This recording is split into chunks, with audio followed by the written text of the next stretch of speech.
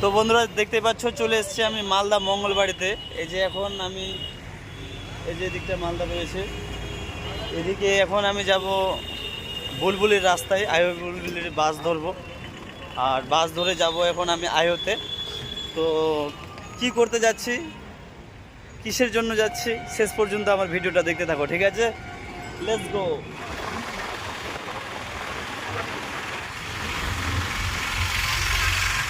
তো ফ্রেন্ডস, আমি চলে এসেছি আয়োতে, যে দোকানের কথাটা বলেছিলাম আমি। এই যে সেই দোকান, ব্যাগ সেন্টার। এই দোকানে কিন্তু মানে সব ধরনের ব্যাগ কিন্তু সেলাই করা হয়, স্কুল ব্যাগ, হার্ড ব্যাগ, মানে বিভিন্ন ধরনের ব্যাগ। তুমি যে কোনো ব্যাগ নিজের ইচ্ছা মতো তুমি কিন্তু সেলাই করতে পারবে। তো কি কি ব্যাগ কেমনভাবে সেলাই করছে সেটা তোমাদেরকে আজকে আমি দেখাবো। এই যে আমি চলে এসেছি রায় ব্যাগ সেন্টার। এই যে এখানে কিন্তু খুবই সুন্দরভাবে কিন্তু ব্যাগ সেলাই করানো হয়। এই যে দেখতে পাচ্ছ স্কুল ব্যাগ কতগুলো এখানে রাখা হয়েছে। এখানে কিন্তু বিভিন্ন ধরনের ব্যাগ সেলাই হয়, লেদারের ব্যাগ পর্যন্ত সেলাই হয়। এই যে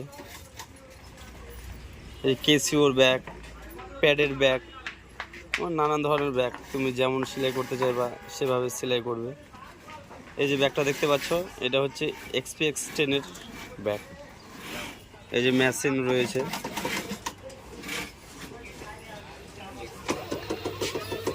এই যে মেশিন দিয়ে কিন্তু সেলাই করানো হয়।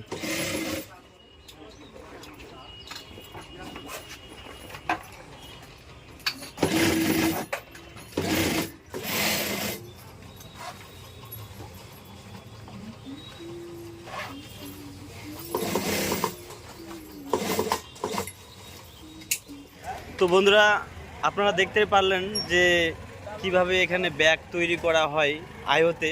মালদা থেকে আসতে হবে বুলবুল লাইনে আয়ো। তো সেখানে আমি এক বন্ধুর হাত থেকে খবরটা পেয়েছিলাম যে এখানে খুব ভালোভাবে ব্যাগ তৈরি করানো হয়। তো সেখানে আসলাম, দেখলাম সত্যি খুব সুন্দরভাবে এখানে ব্যাগ মানে তৈরি হয় আর কি। তো আপনারাও যদি কোনো ব্যাগের কোনো প্রয়োজন পড়ে তাহলে অবশ্যই এসে নিজের মতো করে আর কি তৈরি করে যাবেন। খুব সস্তা, খুব কমের মধ্যে কিন্তু এখানে কিন্তু ব্যাগ হয়ে যায়। এই যে আমি ব্যাগটা বানিয়েছি XPX10, তো খুব একটা মনের মতো হয়েছে আমার।